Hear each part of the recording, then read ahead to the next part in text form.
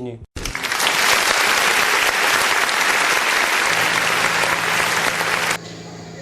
Ça fait bien de temps que j'ai laissé tomber les activités artistiques pour embrasser d'autres carrières un peu plus rentables.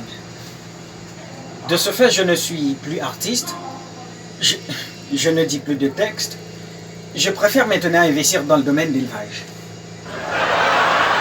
Disons mieux, je soigne, je nourris des coqs, des poules, des canards et des pigeons et d'autres oiseaux de cette nature neutre. Alors, mon attachement avec mes petits et tendres animaux a fini par développer en moi une drôle d'habitude. Vous ne le croirez pas, mes chers amis. Oui, jusqu'à présent, je ne peux me consentir à dormir un soir dans mon lit sans me faire accompagner d'une de mes volailles. Oui, je dors tantôt avec une poule, tantôt avec un coq, un canard, un pigeon. Mais je me dois de vous le dire, je dors plus souvent avec un pigeon, je ne sais pourquoi. Peut-être pour sa gentillesse, sa docilité, sa fidélité manifestée par rapport à son éleveur, c'est bien entendu. Alors, cette sorte d'expérience que je voudrais partager avec vous ce soir, un soir j'ai choisi cette fois-là de dormir avec un pigeon dans ma modeste chambre, mon pigeon qui est mien d'ailleurs, mon pigeon qui dormait d'un sommeil profond à côté de moi. Alors nous nous apprêtions à connaître une nuit peuplée de rêves d'or cette nuit-là. Soudain, j'ai cru entendre un bruit sinistre, sordide, suspect dans la cour. Je me suis réveillé en sursaut par la peur de connaître la mort sitôt. Le bruit persistait tandis que mon pigeon dormait encore. Et par l'un des mille, et un petit trou que la pauvreté et la pourriture ont marqué dans ma porte, j'ai glissé mon regard subtilement, subrepticement. Et c'est aussi que j'ai découvert que c'était un voleur qui voulait entrer dans ma chambre. Oui, c'est moi qui vous le dis. Alors, je me suis mis à arpenter tous les coins et les recoins de ma chambre à la recherche d'un quelconque homme pouvant m'aider à me défendre contre ce voleur. Hélas, c'était en vain tous ces mouvements. Le voleur a semblé croire la maison vide. Dans un sens, il avait raison, mais la maison n'était pas vide de meubles. Oui, car il y avait un lit, une table, des ustensiles et des chaises.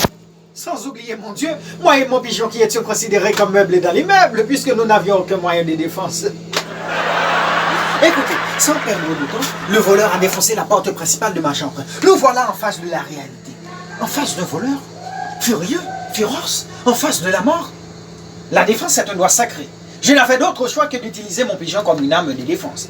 Écoutez, sans perdre de temps, je me suis armé raide de mon pigeon et je me suis mis à contre-attaquer le voleur.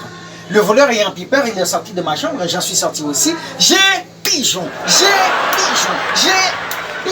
Il a traversé le mur de clôture, j'en suis allé aussi. J'ai pigeon. Il est passé à l'autre côté de la rue la plus proche, j'en suis allé aussi. J'ai pigeon. Oh. Ce show spectacle ayant mis en vedette, le voleur et moi a engagé, à mobiliser presque tous les quartiers de la ville.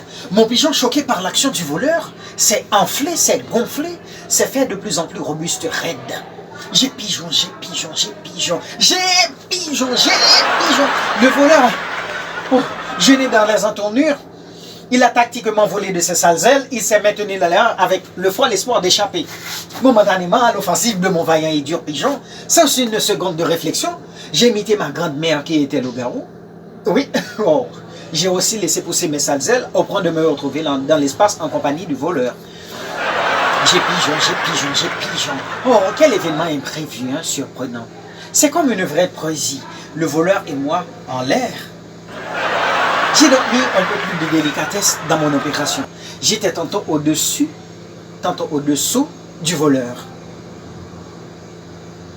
Tantôt à droite, tantôt à gauche. Mais plus souvent, plus lentement, au milieu. Bon.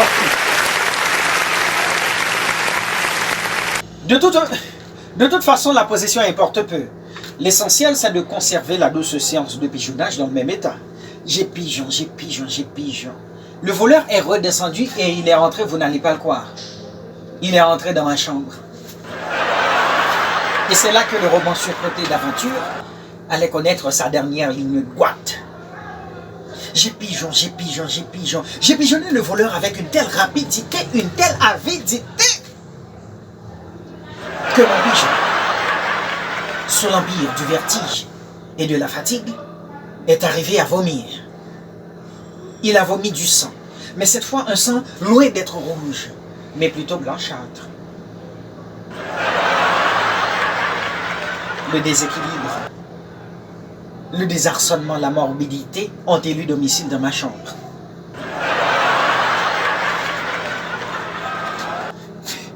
Et moi, et mon pigeon plonge dans un sommeil de cadavre. Et moi, avec ma peau inondée de sueur, nous nous sommes retrouvés sur le lit et le voleur en face de nous s'est recroquevillé dans un coin encore obscur. A persisté dans un silence guidé. Eh bien, stratégiquement inventé jusqu'à 5h30 du matin, étant donné que j'avais le regard fixé sur le voleur dans le coin, eh bien, par la complicité d'une tendre et puissant rayon de soleil, j'ai pu me rendre compte que le voleur était une fille. Alors je me suis agenouillé pour remercier le ciel de m'avoir octroyé la prérogative de pigeonner une si séduisante et si savoureuse voleuse. Alors vive mon pigeon!